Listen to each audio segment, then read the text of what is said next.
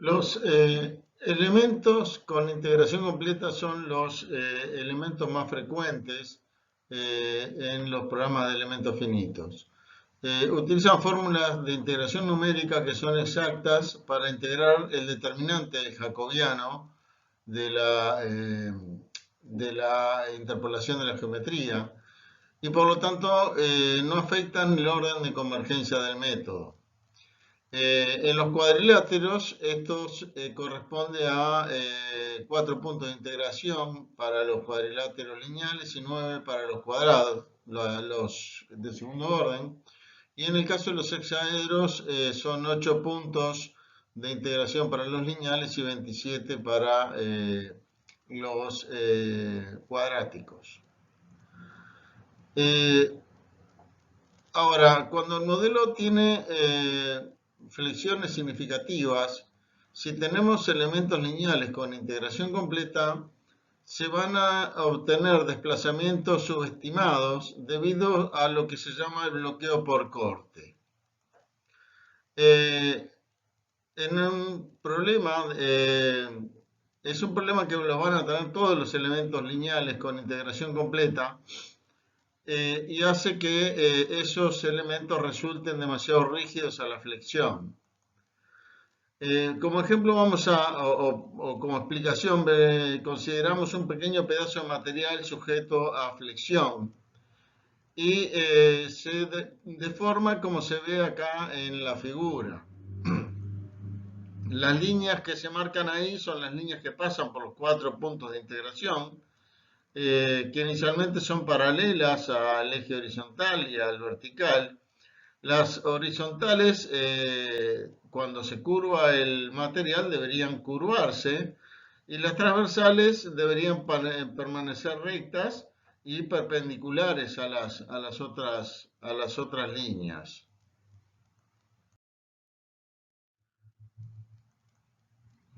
Pero sucede que eso sería en la naturaleza, digamos, pero en la simulación los bordes del elemento lineal no se pueden curvar.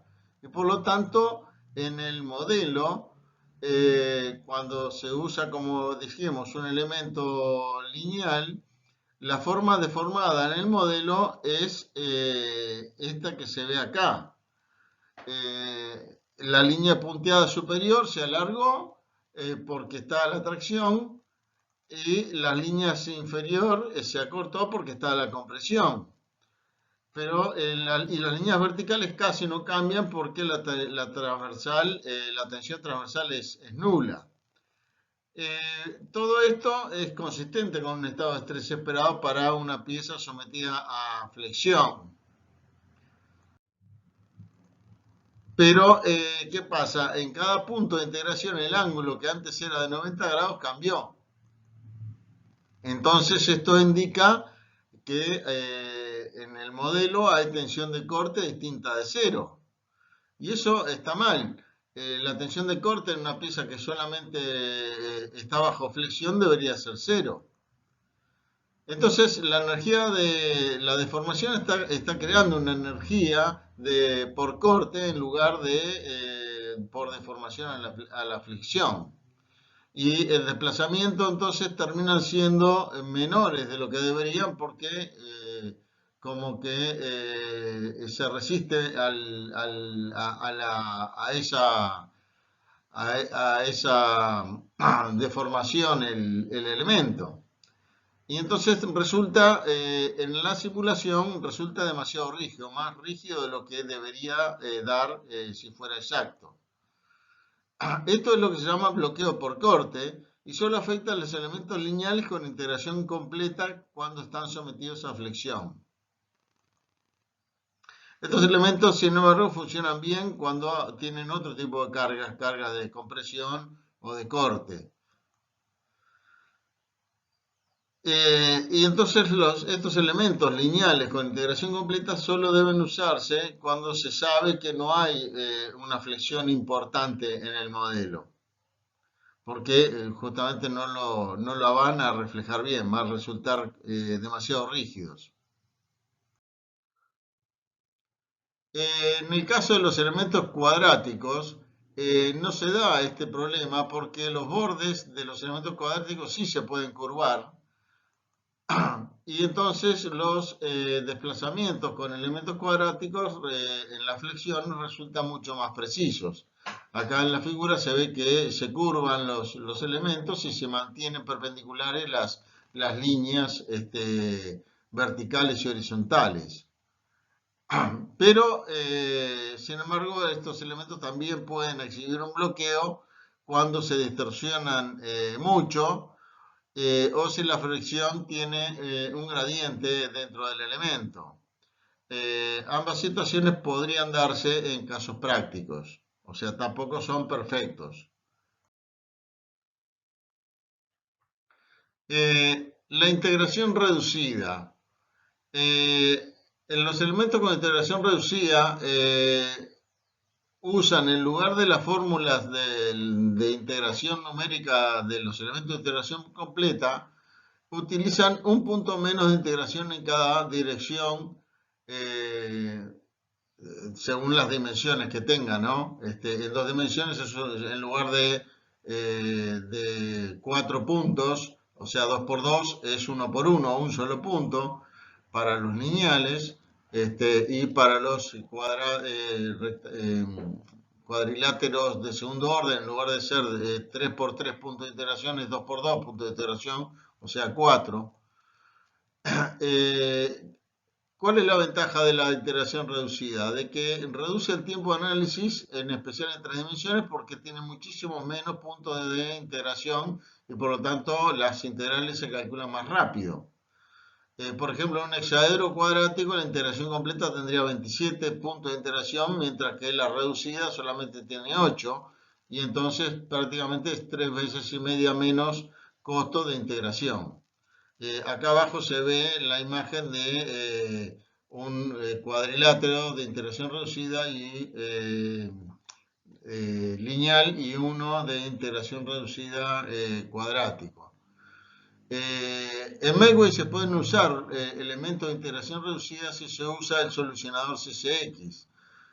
Lo que se hace es definir en ciertas selecciones que cierto tipo de elemento de Medway se tiene que interpretar como algún tipo particular de elemento en el CCX. Por ejemplo, se puede decir que los hexaedros de segundo orden, que son X20 en Medway, en una cierta selección se le puede pedir que los considere como en el tipo C3 de 20R en el CCX, que vendría a ser el mismo hexaedro pero de integración reducida. La integración reducida solo puede darse con los elementos que son líneas, cuadriláteros o hexaedros, que son los que usan integración gaussiana reiterada. Los elementos cuña, los tetraedros y triángulos solo pueden ser de integración completa porque no hacen integración gaussiana reiterada, sino que utilizan una integración especial para esos tipos de elementos. Los elementos con integración reducida, lo bueno que tiene es que se pueden usar en la misma malla junto con los elementos de integración completa, porque en realidad los nodos y la parametrización del elemento es lo mismo, lo único que cambia es la forma de calcular las integrales, pero esos elementos siguen siendo compatibles con los otros porque tienen la misma parametrización de la geometría y de las variables de estado. Los elementos lineales de integración reducida tienen bueno, los cuadriláteros en dos dimensiones tienen un solo punto de integración en el centro del elemento. Estos elementos tienden a ser demasiado flexibles porque tienen otro problema, en lugar del bloqueo por corte, tienen otro problema que se llama reloj de arena, que ahora vamos a ver. Si consideramos un elemento lineal con integración reducida que tiene un solo punto de integración, sometido a flexión, al simular se deforma de esta manera que se muestra acá. Entonces, las líneas punteadas, ninguna de las dos cambió su longitud, pues justo están en el punto medio del elemento. Y el ángulo tampoco cambió, sigue siendo 90 grados. Entonces, esta forma, este modo de formación, no produce resistencia, ¿sí? No hay tensión en el punto de integración, ninguna tensión, ni de flexión, ni de compresión, ni de corte. Entonces es un modo de energía cero, porque no se genera en el punto de integración, que es donde se calcula la matriz de rigidez, no se genera energía de formación por esta forma del elemento. Bueno, este efecto de reloj de arena, entonces hace que sea el elemento este lineal de integración reducida, cuadrilátero, sea incapaz de resistir este tipo de formación porque no tiene rigidez en este modo de flexión pura. Entonces, en mallas gruesas, además, esta modalidad de energía cero se puede propagar a través de la malla y producir resultados que no tienen sentido, porque no solamente ocurre en el elemento que recibe la carga, sino que se va transmitiendo a elementos aledaños y, como se ve acá en la figura, termina teniendo esos elementos formando dibujos como si fueran relojes de arena. Y de ahí el nombre del efecto, ¿sí?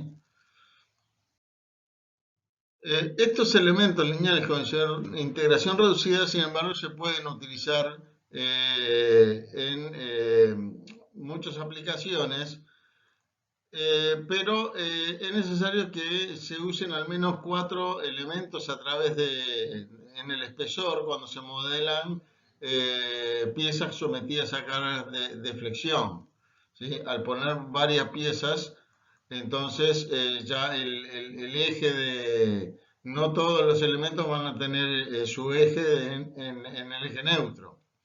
Si se utiliza un solo elemento de integración reducida, todos los puntos de integración quedan sobre el eje neutro y el modelo no puede resistir las cargas. Pero cuando se usan por lo menos 4, bueno, va a haber elementos arriba y abajo del eje neutro que estarían sometidos a tensión o compresión y por eso van a funcionar mejor. Una cosa que tienen de bueno estos elementos es que son muy tolerantes a la distorsión.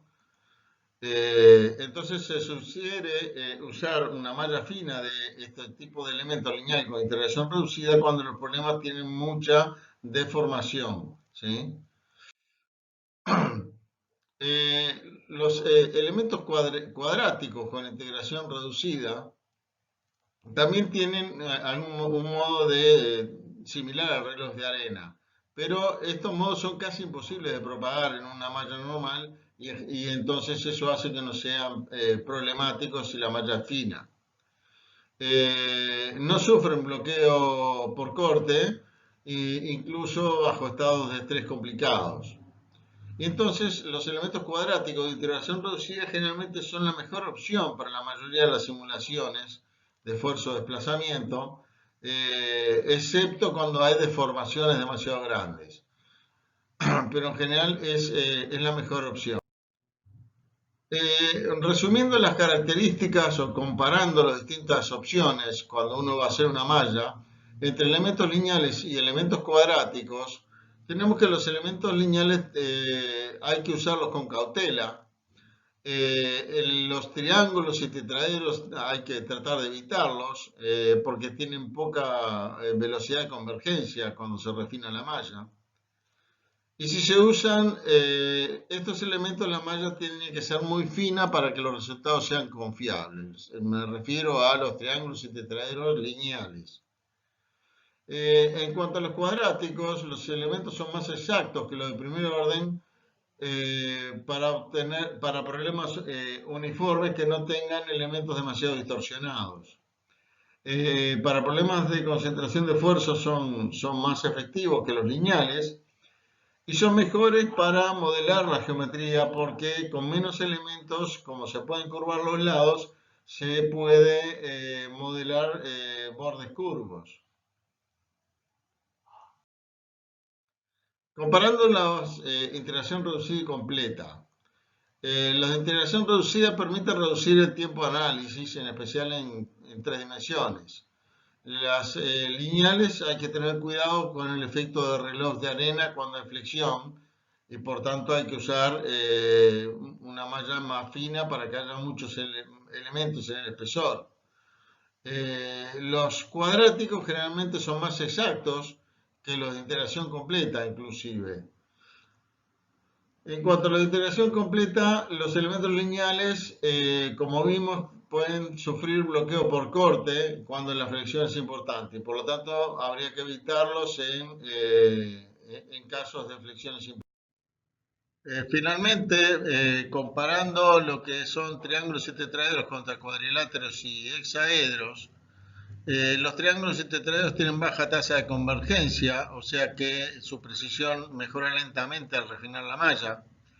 En general, si se usan es porque hay formas geométricas complejas que necesitan de algún triángulo tetraedro para poder seguir la forma del borde o superficie de la pieza. Una cosa ventajosa es que son menos sensibles a la forma inicial del elemento, o sea, si el elemento es relativamente alargado o sesgado, no es tan malo como en el caso de los cuadriláteros y hexaedros. Pero los elementos lineales necesitan que la malla sea muy fina para tener buenos resultados. En cuanto a cuadriláteros y hexaedros, tienen mejor tasa de convergencia, o sea que al refinar la malla su precisión aumenta más rápidamente. Y funciona mejor esto si la forma es más o menos rectangular, o sea, si en realidad más o menos cúbica, si no son demasiado alargados ni demasiado sesgados, o con formas muy deformadas respecto al cubo.